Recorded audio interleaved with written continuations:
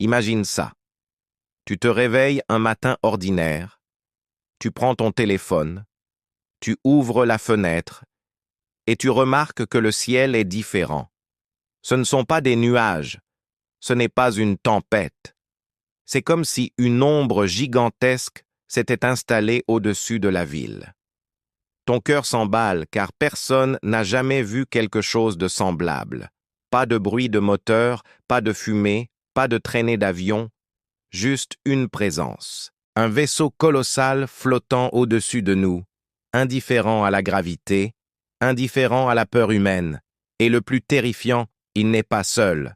Dans les heures qui suivent, la nouvelle se répand comme une traînée de poudre, à Tokyo, à São Paulo, à New York, à Lagos.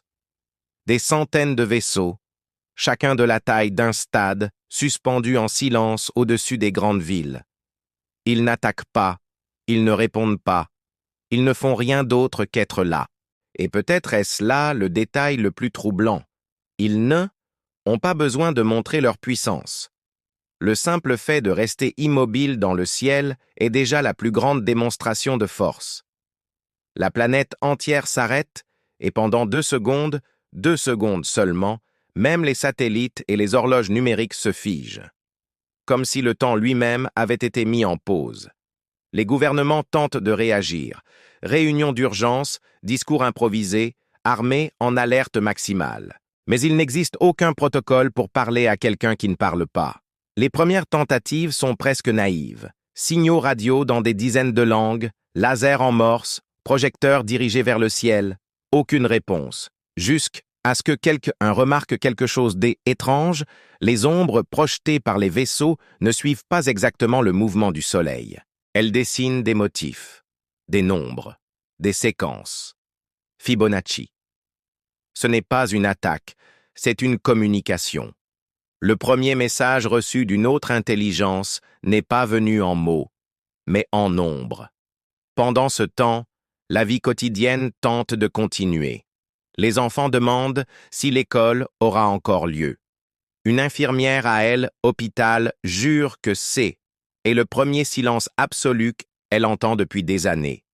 Un camionneur coupe son moteur et demande pardon à l'air. Une institutrice rassemble ses élèves et lit de la poésie, parce que la poésie est la seule langue qui a encore du sens quand le monde perd ses repères. De petites histoires humaines face à quelque chose d'immense, mais qui donnent un sens à l'absurde. Les scientifiques, les mains tremblantes, observent. Pas de flamme, pas de carburant, pas de propulsion. Qu'est-ce qui maintient ces structures suspendues? Les théories affluent. Manipulation de champs gravitationnels, ingénierie du vide, accord avec des lois physiques que nous ne rêvons même pas encore de comprendre.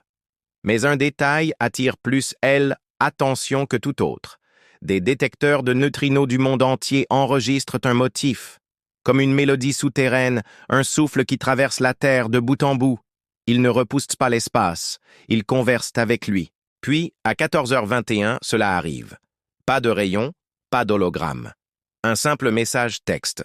Minimal, reçu sur tous les appareils électroniques de la planète, même ceux qui étaient éteints. Nous sommes ici. Nous n'avons besoin de rien. Nous aimerions parler. Choisissez une personne. La planète entière retient son souffle. Qui? Comment choisir une seule voix pour parler au nom de l'humanité? Après des heures de débats, de décisions précipitées et de discours enflammés, le choix surprend. Une institutrice d'école publique. Teresa de Recife. Parce qu'au fond, personne ne gère mieux les questions difficiles que ceux qui enseignent. Teresa est conduite dans un stade vide. La transmission est mondiale. Elle inspire profondément, et avec la simplicité de quelqu'un qui sait qu'on ne peut pas mémoriser les réponses, pose la question évidente. Est-ce que vous nous entendez? La réponse ne vient ni en son, ni en lumière. Elle vient en compréhension directe dans l'esprit de chaque personne. Oui. Ce n'était pas de la télépathie de film, c'était comme si chaque cerveau avait reçu le même sous-titre au même moment. Le dialogue continue. Qui êtes-vous? Des voyageurs qui ont appris à rester. D'où venez-vous? d'endroits où le temps préfère les courbes aux lignes droites. Pourquoi êtes-vous venu? Pour rendre les questions. Les réponses sont poétiques, irritantes par leur énigme, mais elles portent une invitation. Ils ne veulent pas nous donner de technologie, ils ne veulent pas dominer, ils veulent enseigner, ils veulent le silence. Une école et une demande, que nous apprenions à faire moins de bruit dans le cosmos, que nous parlions doucement, car la forêt est sombre et il existe des oreilles qui ne posent pas de questions. Elles chassent. Et ainsi commence l'école. Pas de bâtiment futuriste, pas de manuel tout prêt. Un réseau de savoir qui s'infiltre dans les lieux les plus simples. Bibliothèque de quartier, place, radio communautaire, cours. Les premières leçons sont basiques et, en même temps, révolutionnaires. Écouter le sol, lire la mémoire de l'air. Réparer ce qui est cassé avec les outils que nous avons déjà. Pas de moteur antigravité. À la place, un calibreur de curiosité. Un outil qui ne donne pas de réponse, mais qui renvoie de meilleurs pourquoi. Au début, il y a de la méfiance, bien sûr. Beaucoup se demandent, et si c'était un piège? Et si le silence demandé était en réalité de la censure? Et si l'école était de la manipulation? Ce sont des questions légitimes, mais il n'y a pas d'imposition, seulement une invitation. Les vaisseaux flottent, parfois descendent d'1 mètre, parfois projettent un reflet sur la rivière. Et c'est suffisant pour nous rappeler que l'impossible peut être simple, comme une goutte touchant l'eau et ramenant des bancs de poissons. Les mois passent, la planète change, pas par miracle, mais par réparation. Les villes redécouvrent les arbres, l'air reprend le goût de la respiration. Les nuits sont plus longues, non pas parce qu'elles durent plus, mais parce que le sommeil est plus profond. Même les cauchemars semblent être partis en vacances. Et lorsqu'un missile ose monter trop haut, le vaisseau fait l'impensable. Il se déplace simplement de 2 mètres sur le côté, comme pour éviter un enfant courant avec un verre plein. Sans colère, sans spectacle. Juste pour montrer qu'il sait jouer à tous les jeux. 1 an plus tard, sans avertissement, il s'élève. Il ne laisse pas de carte stellaire, pas de manuel, ne promettent pas de revenir. Il laisse seulement un billet. Continuez. Le reste dépend de vous.